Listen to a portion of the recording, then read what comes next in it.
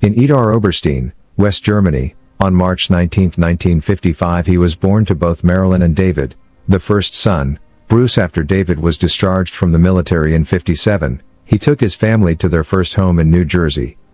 The mother had to work in order to support the family with the father, so she worked in a bank, and his father was a welder, a master mechanic, and a factory worker.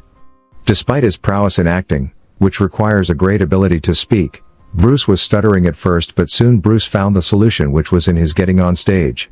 The road wasn't easy, so he had to work as a security guard at the Salem nuclear power plant.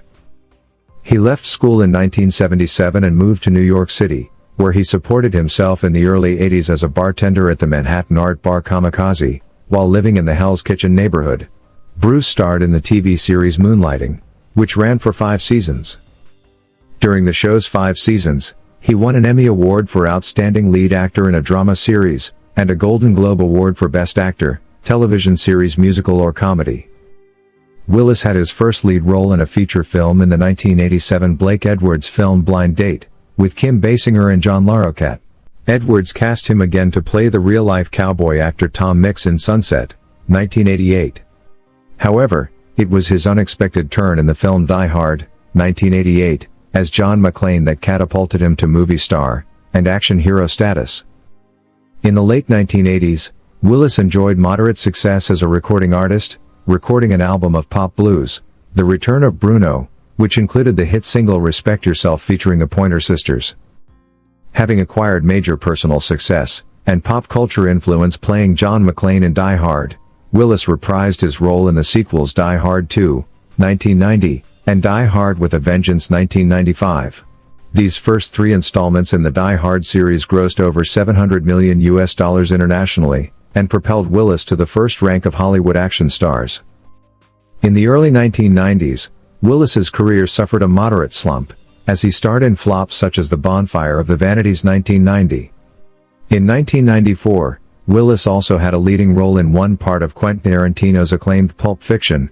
The film's success gave a boost to his career, and he starred alongside his Look Who's Talking co-star John Travolta. In the later years of his career, Willis starred in many low-budget direct-to-video films, which were poorly received. In March 2022, Willis's family announced that he was retiring after being diagnosed with aphasia, which affects language cognition.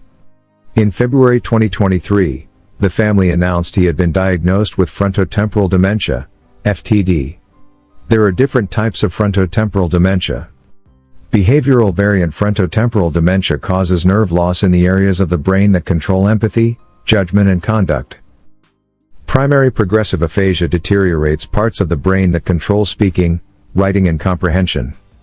The onset of symptoms typically begins before age 65, but can occur later.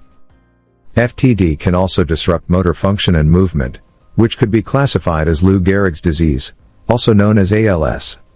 How is FTD different from Alzheimer's? Diagnosis of FTD tends to happen between a person in their 40s and 60s, while Alzheimer's happens at a later age.